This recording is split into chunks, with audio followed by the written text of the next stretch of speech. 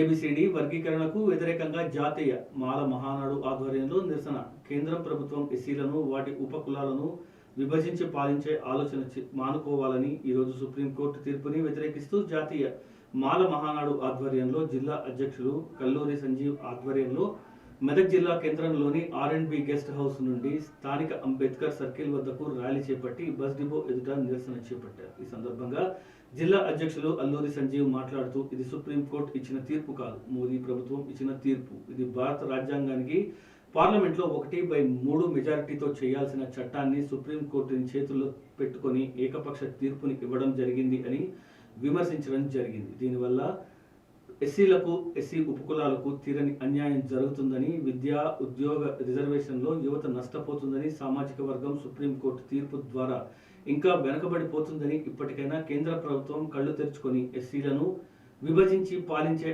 ఆలోచన మానుకోవాలని తెలియజేశారు. జై భీమ్, జై భీమ్, జై భీమ్.